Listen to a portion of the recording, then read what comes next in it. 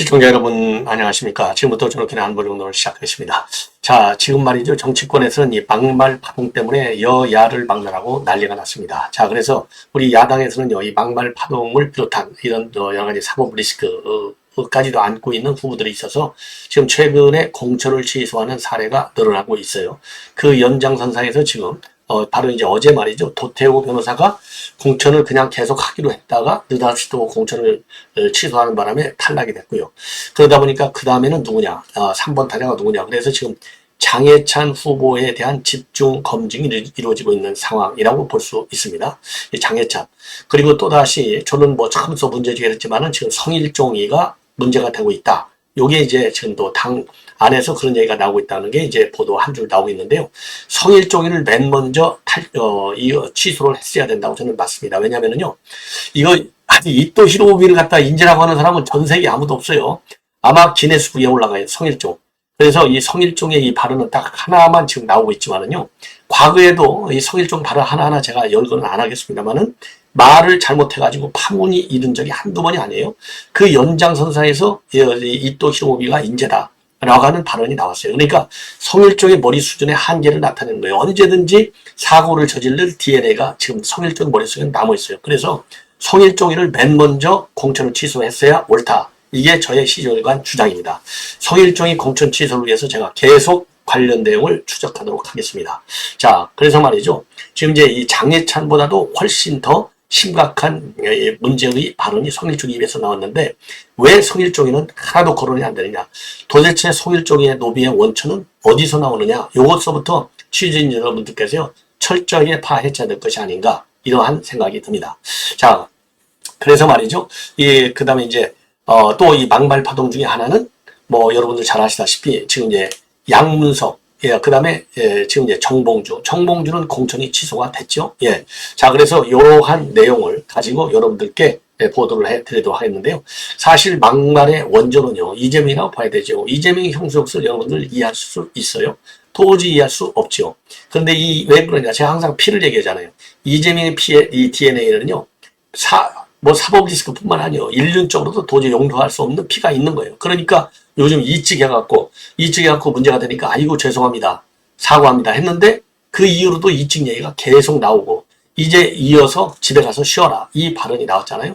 자, 그러다 보니까 지금 조선일보 보도 내용을 보면은요. 이 집에 가서 쉬어라. 차라리 이직 찍으려면 집에 가서 쉬어라. 이게 이제 세종에서 한 발언이에요. 바로 이제 어제 세종 전통시장에서 윤 정부가 정치 잘했다, 살만하다 싶으면 가서 2번을 찍든지 아니면 집에서 쉬셔라. 그게 민주당 지지해달라는 거 아니에요? 이러니까 지지자들이 이제 맞아요. 1번 민주당 몰빵이 답이야. 이런 난리가 났다고 합니다. 그런데 지금 조선일보 취재에 보면은요. 집에서 쉬시라고 할 때 옆에 서 있던 세종시 후보, 이제 당연히 이제 둘이 있죠. 둘의 반응이 상반되는 반응을 보였다. 요거를 지금 이제 보도하고 있어요. 자, 그래서 이재명이가 이제 어제 말이죠. 요 사람들 이름까지 다 나왔어요. 한 사람은 이영선 후보고, 한 사람은 강준현 후보. 요 두 사람이 이제 옆에 서 있을 때, 왜냐면 뭐 전통시장 지원 유세에 나왔으니까, 이영선은 이제 세종갑 후보고요. 그 다음에 강준현은 세종을 후보가 되겠습니다. 자, 여기에서 반응이 상반돼요. 그래서 이제, 세종갑, 이영선 후보의 경우는 그냥 이제 이병렬을 보면서 웃었는데 이 강준현 후보는 입술이 마른 듯이 혀를 내밀거나 손으로 입가를 만지고 안경을 거쳐 쓰는 모습. 그러니까 뭔가 지금 잘못된 발언을 하고 있다. 요거를 느끼는 것이죠. 그러니까 이제 이어서 현상을 바꾸려면 노력해야 한다. 지금 이 상태를 견딜 수가 없고 못 살겠다. 앞으로 좀 더 다른 길을 가겠다고 생각하면 나가서 행동해야 되고 투표하고 1번을 찍어라. 이렇게 얘기한 거가 되겠습니다. 자, 이러한 국민을 갈라치게 하는 거. 이게 갈라치게 제일 세게 한 사람이 최근 들어서 이제 문재인이가 5년 내내 보수 진보를 나눠서 갈라치게 했지 않습니까? 그래서 우리 이제 국민의힘에서는요, 이게 도대체 이게 자유민주주의를 해야 하는 자유민주주의를 발전시키기 위한 이 소중한 투표권 행사, 이거 동네에도 시원치 않은 판인데 집에 가서 쉬라는 게 말이나 되느냐, 가당키나 하냐, 이거야말로 전형적인 국민 갈라치기에 해당된다. 이러한 비판을 하고 있어요. 자, 뭐 당연하죠. 이건 뭐 갈라치기 하는 정도가 아니죠. 예, 이건 뭐 기본적으로 이런 사람이 이런 사람이 당 대표까지 하고 있다. 참 이거 불행한 거 아닌가 이렇게 생각이 됩니다. 자, 그다음에는요 이제 오늘은요 이 노무현 그냥 봉하마을도 가고 다 이제 이 양산을 갔어요. 예, 자 그래서 울산 죄송합니다. 그래서 이제 울산을 가가지고 여기에서도 이제 기자들이 당연히 이제 또 묻죠. 왜냐면 양문석이가 지금 이제 과거 논란이 되는 발언들이 굉장히 많았지 않습니까? 정몽주에 이어서 양문석이가 지금은 이제 타겟이 되고 있는데 울산에서 이제 기자들이 또 오늘 물어봤어요. 그러니까 이제 도망가요. 엉뚱하게. 왜냐? 양문석이가 노무현 대통령을 어마어마하게 비판했어요. 불량품. 예, 뭐 인간적으로. 그러니까 양문석이는 이미요. 이 수박 테러를 해야 되겠다. 뿌리서부터 끊어내겠다. 이렇게 해서 내가 전해철 의원을 잡으러 가겠다. 이렇게 해서 징계까지 받은 인물인데 여기 안산감에다가 양문석이를 이재명이가 심으려고 이 전해철 의원을 갖다가 하위 20%에 집어넣어갖고 감산시켜서 떨어뜨려 버렸잖아요. 자, 그러니까 이 막말이 최근에도 드러난 거예요. 그래서 이제 징계 3개월을 먹었잖아요. 이게 이제 작년 가을 얘기가 되겠어요. 예, 뭐 수박 뿌리를 뽑아 그랬다, 깨버리겠다. 이게 할 얘기입니까? 예, 그게 이게 전해철이다. 이렇게까지 하면서 자, 그래서 지금 이제 언론에서는요, 이 양문석의 과거 막말이 지금 논란이 되고 있는 겁니다. 예. 노무현 불량품, 이 발언이 지금 이제 또 언론에 또 도배가 되고 있어요. 그러니까 아예 SNS 계정을 전부 비공개로 돌려놨다고 합니다. 그러니까 이제 기자들이 노무현, 이거 당신도 노무현 정신 강조하고 있는데, 지금 양문석 같은 경우는 노무현을 불량품으로 했잖아. 이거 어떻게 된 거야? 물었어요. 그러니까 전형적인 또 동문서다. 아무 말도 안 하고 도망가거나 아니면 동무사다하거나 이게 이제 언론 대응 방식이잖아요. 이런 점에서도 한동훈 위원장하고는 하늘과 땅 사이의 차이가 나죠. 한동훈 위원장 어떻게 하고 있습니까? 아주 그냥 20분, 30분 뭐 저 옆에 이제 보자 있는데 이제 그만하고 가시죠. 다음 행사가 있습니다. 이렇게 얘기해도 끝까지 떠나지 않고 자세하게 설명하는 게 한동훈 위원장이잖아요. 자, 그런 점에서도 투표할 때 이러한 행태도 투표 행사에 큰 변수로 만들어야 되겠다. 자, 이렇게 생각이 들어요. 그래서 뭐라고 오늘은 그럼 동분수답 했느냐? 여러분 반갑다. 긴 시간 함께해 주셔서 반갑고 울산 시민들께서 잊지 말고 행동해서 윤석열 정부의 무도한 폭정을 멈춰달라. 무도한 폭정이 아니라요. 이번에 야당을 심판해서 이재명의 무도한 그야말로 야당 이 공천 그리고 야당의 이 반윤석열 투쟁 요거를 멈춰줘야 되겠죠. 그러고서 바로 이동해버려요. 그러니까 이제 지문이 안 나오잖아요. 이거 피한 것이죠. 예. 그리고 이제 한병도 전략기획위원장은 그나마 조금은 나요. 이 노무현 피하발을 어떻게 생각하느냐? 그랬더니 막말의 판단 기준은 일반적 국민의 정서와 상식에 부합하는지 여부다. 과거 발언을 아직 확인하지 못했고 확인해 보겠다. 이것도 거짓말이에요. 여태까지 확인 안 했으면 직무유기죠. 그래도 이재명 같이 동무수답보다는 조금 난 것 같아요. 자, 그러면 지금 문제가 되고 있는 양문석의 막말을 보면 뭐냐? 2008년도에 언론에 기고해가지고요. 기고해서 미친 미국소 수입의 원죄는 노무현이다. 이런 제목의 칼럼을 썼어요. 여기에서 노무현에 대해서는 참으로 역경을 느끼지 않을 수 없다. 자, 그리고 노무현 지지자들은 기억상실증 환자다. 노무현 정부는 실패한 정권이다. 이렇게 2008년도에 썼어요. 예. 자, 이제 실패한 정부라는 게 뭡니까? 이제 공약상도 지키지 않았고 MB 정권한테 뺏겼다는 얘기겠죠. 예. 그리고 또 MB도 비판하죠. 당연히 비판하겠죠. 둘 다 유사품이다. 유사 불량품이다. 그리고 작년에는 아까 말씀드린 대로 이제 수박 그 자체인 전해철과 싸우러 간다. 예. 전해철과 싸우러 간다. 그래서 비명계를 갖다가 수박 또 바퀴벌레 수박 뿌리를 뽑아버리겠다. 깨트려버리겠다. 야, 이런 거친 막말을 했어요. 그래서 이게 문제가 돼가지고 징계 3개월을 받았는데 그 경선 기회가 주어졌고요. 예. 그리고 이제 개딸들 지원을 받아가지고 이겼어요. 예. 자, 그래서 이 양문석이도 이제는 자르는 것은 시간 문제가 아니냐. 반드시 잘라내야 된다. 이렇게 판단이 됩니다. 자, 그리고 이제 이어서 이 박용진이죠. 정봉주 자리 박용진이가 지금 난리가 났어요. 지금 이제 민주당에서 딜레마에 빠져 있다고 합니다. 민당 측 인사들의 발언도 와락가락해요. 어떤 사람은 이제 핵심 있는 당국자들, 예를 들어서 이 박성준 대변이라든가 한병도 전략부 안규백 위원장이라든가 이런 사람들은 완전히 박용진은 안 돼. 딱 잘라서 얘기를 하고 있어요. 자, 그런데 그러면서 이제 후임자까지도 거론되고 있다고 합니다. 후임자에는요, 지금 이재명의 대변인 역할을 하고 있는 이 한민수 대변인하고요. 이거 친명계죠, 당연히. 그리고 대장동 변호인이었던 조상호 변호사. 요 조상호 변호사는요, 지금 이제 금천에서 최기상 의원한테 떨어졌어요. 그러니까 이 조상호 변호사하고 그다음에 한민수 이 후임자까지도 거론이 되고 있는 상황이고, 이 박용진은 지금 강력히 반발하고 있는 상황입니다. 그런데 똑부러지게요. 똑부러지게 이 박용진은 아니야라고 한 사람이 이제 제일 세게 얘기한 사람이 오늘 오전에 박성준이에요. 이 박성준 대변인이 뭐라고 했느냐? CBS에 나와가지고 경선 과정에서 문제가 있었다고 하면은 박용진 후보도 재공천 대상이 될 수가 있겠지만은 경선에서는 보면 절차상으로 아무런 문제가 없다. 그래서 경선이 다 진행되고 나서 그 이후에 아무런 절차적 하자 없이 경선이 다 진행되고 나서 이 정봉주 발언이 문제가 됐기 때문에 이거는 재추천 의결로 가는 것이 맞다. 그래서 해석의 여지가 없이 전략공천으로 간다면 맞다. 그리고 이 사안은 공천 자체의 경선이 매듭지어진 상황에서 나온 문제이기 때문에 경선 과정에서 있었던 문제하고는 다르다. 그래서 요거는 이 차점자인 박용진한테는 재공천이 안 가고 완전히 새롭게 전략 공천을 해야 된다. 요렇게 이제 똑부러지게 이제 이 박성준 얘기가 나온 겁니다. 그리고요, 또 이 안규백 위원장은요, 이 어제 또 이 한마디를 했어요. 안규백 전략공천 위원장은 제3의 인물을 찾는 것이 맞겠다. 어제 이제 그렇게 안규백이도 또 얘기를 했습니다. 그래서 이럴 때 전략공천을 하는 것이다. 예. 그리고 이제 그렇게 해서 얘기를 했고요. 자, 그러다 보니까 지금 이제 핵심 있는 당국자인 안규백 전략공관위원장이니까 제일 세잖아요. 제일 직접 담당하는 사람 아니에요. 그 다음에 안규백, 그 다음에 이제 김민기 총괄본부장도 어제 이제 선대의 본부장 회의에서 뭐라고 했냐면요, 이런 국민을 아프게 하는 이런 막말 망언이 있어서는 절대로 안 되겠다. 이런 상황이 발생할 때는 공천 취소를 포함한 비상 징계 조치를 할 것이다. 그러면서요, 파장이 커질 경우에는 제명까지도 고려할 수 있다. 이렇게 또 아주 세게 김민기 총괄선대본부장이 나왔어요.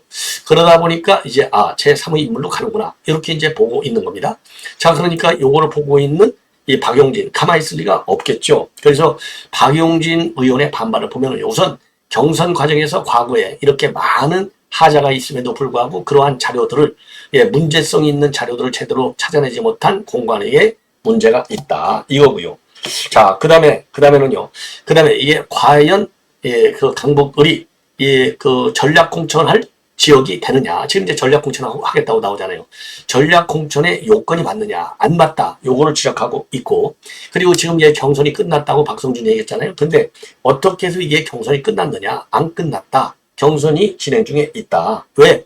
지금 재심을 자기가 신청해놨고 재심은 오늘 밤에 결정될 예정으로 있다는 것이죠. 자, 그래서 재심이 끝나지 않았기 때문에 이 경선 절차가 완결된 거 아니고 현재도 경선이 진행 중에 있다. 요거를 강력히 얘기하고 있어요. 그 다음에 이제 더 중요한 것은 뭐냐. 이 박용진의 중요 요인 중에 하나는 바로 뭐냐.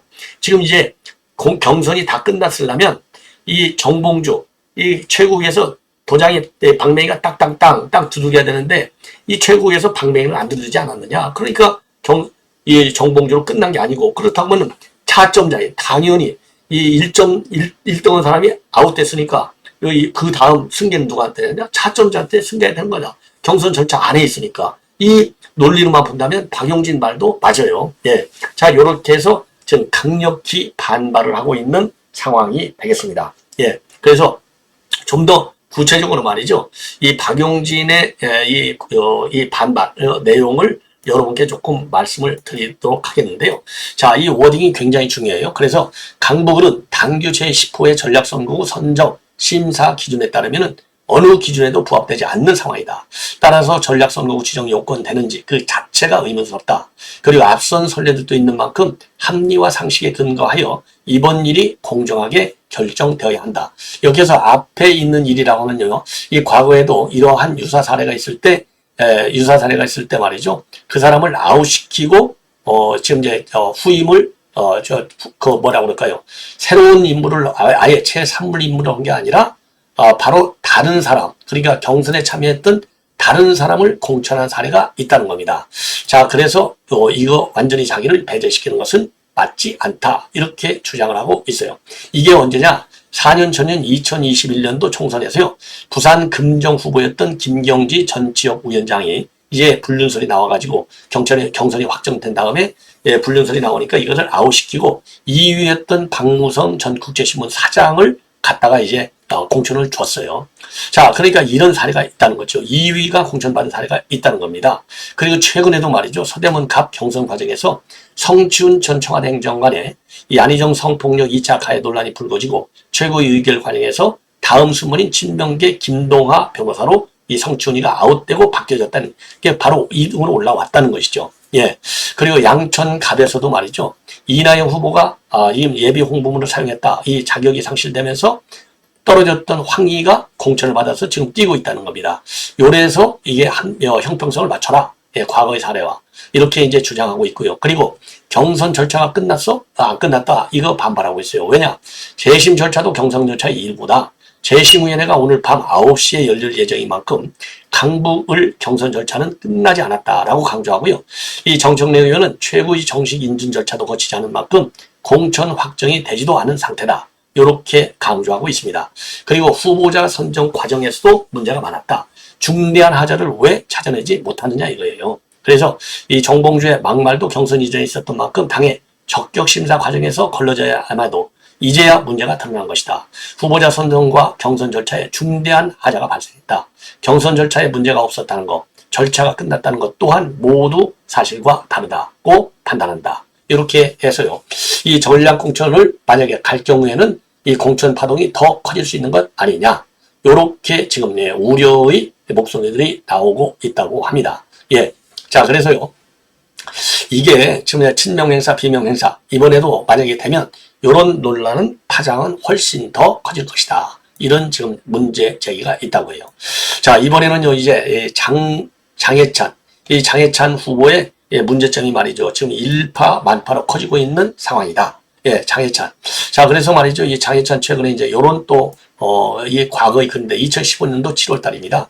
부산이 좋다. 본가 앞마당 같은 광안리 고막에 꽂히는 사투리 오빠야, 교양 없고 거친 사람들, 감정기만 심한 운전자들, 미친놈이 설계한 시내도로 말로만 잘해준다는 회산타 이모들, 이제는 옛 친구도 얼마 남지 않았지만 부산역에 내려 답지 않게 껄쭉한 쌍욕을 뱉으면 어렸을 때 마냥 다시 막 살아도 될 것 같은 그런 무책임한 기분이 든다. 이런 것들이 지금 계속 이 언론에 지금 회자가 되고 있다. 자, 그래서요, 지금 공관위에서 정영환 공관위원장도, 지금 이제 장해찬 이 후보와 관련해서 이거 이제 불미스러운 일이 계속되고 있다. 이런 얘기도 했고요. 그리고 이제 장동혁 위원장도 지금 이 사건과 관련해서 여러 가지를 고려해서 지금 검토 중에 있다. 이렇게 입장을 밝혔습니다. 자, 그래서요, 이러한 장해찬 의원의 이런 여러 가지 문제와 관련해서는 발언 내용이나 문제적인 지적, 그리고 그것이 국민들에게 어떻게 받아들여지는지, 그리고 그에 대한 후보 입장 여러 사정을 고려하면서 지켜보겠다. 그리고 사과문의 내용, 후보의 태도나 입장까지도 아울러서 고려하겠다. 이렇게 입장을 밝혔어요. 자, 그리고요. 그래서 이제 지금 이 장해찬 후보의 이런 SNS 발언과 관련해서 논란을 지금 빚고 있는 것이 여러 가지가 있는데요. 하나는 난교 발언에 이어서 동물병원을 폭파하고 싶다. 서울시민 교양 수준이 일본인 발톱의 때만큼이라도 따라갈 수 있을까 싶다. 책가가 아깝다고 징징거리는 대학생들이 제일 한심하다. 이러한 문제들이 계속해서 언론에 지금 폭로가 되고 있다는 겁니다. 자, 그래서 요 문제가 지금 이제 뜨거운 감자가 되고 있다는 거죠. 예. 그래서 지금 이제 아까도 말씀드린 대로 이제 지금 청주에서 정우택, 그 다음에는 이제 도태우. 그래서 제 다음에 지금 이제 이 장해찬이 거론되고 있다는 겁니다. 자, 그래서 이렇게 지금 이제 예를 들은 이 대학생 이 책감 문제, 그 다음에 서울시민들 교양수준 문제, 야, 이거 정말 이거는 지금까지 이 기준, 그리고 이제 언론에 발표되고 있는 발언의 문제성, 이런 거를 보면은 상당히 심각한 것만은 사실인 것 같아요. 그래서 2018년도 지방선거 때 수도권 표심 위반을 야기했던 게 이부 망천, 즉, 이혼하면 부천 가고, 망하면 인천 간다. 이 발언 때문에 난리가 난 적이 있었지 않습니까? 그래서 수도권 의원들이 지금 굉장히 긴장하고 우려가 커지고 있다는 겁니다. 그래서 수도권의 한 후보가 이 발언한 걸 보면요. 이건 뉴시스에서 보도하는 내용이 되겠습니다. 공간에 대비해서 어떤 논의가 있었는지는 모르겠지만은 단호한 모습을 보여야 된다고 생각한다. 이런 식의 아니함은 국민들한테 국민의힘은 절박함이 없구나 이렇게 비칠 수가 있다고 비판하고 있다는 거예요. 그래서 이어서 이 수도권 후보는요. 성일종 의원의 이또 히로부미 발언도 공관위에서 엄중하게 논의하고 했어야 한다. 그 말 한마디로 넘어갈 얘기는 아니다. 이렇게 얘기를 하고 있다고 합니다. 그래서 성일종 같은 경우에요. 한동훈 위원장이 직접 이것도 경고의 메시지를 문자 메시지로 이 사건 가지고 남겼잖아요. 그래서 이게 단순하게 문자 메시지로만 남기고 지나갈 일이냐. 아니 어떻게 대한민국 역사를 부인하는 거나 마찬가지예요. 이또 히로부미가 어떻게 일제 대한민국 국민 그것도 국회의원의 입에서 또 한 번 국회의원을 하겠다는 삼선이라고 하는 뭐라 그럴까요? 하겠다는 사람의 입에서 인재라고 할 수 있냐 이거예요. 이유가 어떻게 됐든지 간에 앞뒤 자를 필요도 없고 그 사고 자체가 어마어마한 문제성을 가지고 있다. 그래서요. 뒤늦게 제가 보기에는요. 전부 다 지금 뒤늦게 공관위가 조치를 않잖아요. 이미 선제적도 아니죠. 이 발언 파장이 지금 언제 나왔습니까? 자, 그래서 지금부터라도 그야말로 일관성 있게 가리지 말고 로비력이 있다 없다 해서 가리지 말고 일관성 있게 딱딱 정리를 해놔라. 그래야 최소한의 선거 분위기를 망치지 않겠느냐 이러한 생각이 들어요. 그러니까 지금 이제 민주당에서 말이죠. 저 오늘 한병도 전략본부장이 한웅현 또 둘 다 한시네요. 한웅현 통보본부장하고 기자간담회를 갖고요. 지금 민주당이 이번에 그래도 총선 지역구는 130석에서 140석, 비례는 13석 이상을 가질 수 있다. 이러한 지금 입장문을 내놓고 있어요. 자, 이것만 보더라도 지금 판세가 지금 이 전문가들이 말이죠. 민주당 100석도 어려워. 이게 바로 엊그제잖아요. 근데 지금 150석을 넘게 가져갈 수 있다. 이런 얘기가 나오는 거예요. 자, 그래서 이 한병도 본부장이 오늘 기자회견에서 밝힌 내용을 보면은요. 수도권은 한강벨트에서 약세를 보였는데 정당 지지도가 회복되면서 전반적으로 박빙 열세에서 박빙 또는 박빙 우세로 전환했다. 그리고 인천 경기는 국정 견제론이 높다는 점에서 다수적 우세가 예상이 된다. 그 다음에요. 대전은 일반적으로 서울과 유사한 흐름을 보이는데 정당 지지도는 약간 열세인데 후보 경쟁력이 우세해서 박빙 구도다. 그리고 세동은 정통적 강세 지역으로 우리가 우세하고 그리고 충남은 천안, 아산, 충북 그리고 충남은 천안, 아산 그리고 청주권은 박빙 우세다. 당진, 논산, 계룡, 금산, 증평, 진천, 음성이 박빙이다. 이렇게 진단하고 있어요. 그리고 DK는 민주당이 꾸준히 노력하고 있지만 현실적으로 어렵다. PK는 정당 지도에서는 열세이지만 인물 우위 중심으로 기대하고 있다. 그러니까 PK하고 대전권은 인물 중심으로 해서 선거를 칠 수 있다는 얘기겠죠. 그리고 최근 민주당 지지도가 상승세를 보이고 있어서 지금 PK를 핵심 전략지로 판단하고 있다. 그 다음에요. 호남은 윤석열 정권에 대한 심판 여론이 팽배해서 압도적 우세가 예상이 되고 그 다음에 강원은 전세 판세가 쉽지 않은 것은 사실인데 그렇지만 춘천과 원주에서 승리를 기대한다. 그리고 제주는 세계적 석권을 목표로 하고 있다. 그리고 결론적으로 최근 흐름을 분석하면 지금부터가 진짜 승부처이기 때문에 현재 분석도 유동성이 클 것으로 분석이 되고 지금부터가 정말 중요하다. 그리고 비례의석과 관련해서는요. 외부 여론조사 분석을 평균치 내보면은 민주당의 경우에 13석 플러스 알파 정도가 되지 않을까 예상한다. 이렇게 얘기를 하고 있습니다. 자, 그래서 이걸 보면은 지금 민주당도 비례는 폭망한다는 것을 알고 있는 것 같아요. 그래서 130석 기준하면 143석, 140석 기준하면 153석이 예상이 되는 것 같습니다. 시청자 여러분, 이거 민주당이 요즘 조금 좋아지는 것 같으니까 지금 기고만장하려고 해요. 자, 반드시 우리가 우파가 단합을 해서 말이죠. 압도적으로 절반 이상의 과반을 얻을 수 있도록 우리 국민 모두가 좀 노력을 해야 되겠고 특히 지금 공천 파장을 일으키는 후보들 지금 잘라내고 있는데 예외 없이 다 잘라내라. 다시 한번 말씀을 드리고 싶습니다. 이또 히로부미가 어떻게 인재라고 생각을 할 수 있겠습니까? 더군다나 말이죠. 어린 학생들한테 장학금을 전달하는 과정에서 이거는 상식 이하의 발언이다. 역사를 부정하는 발언이다. 이렇게 봅니다. 시청자 여러분 이것으로 본 방송을 마치겠습니다. 대단히 고맙습니다.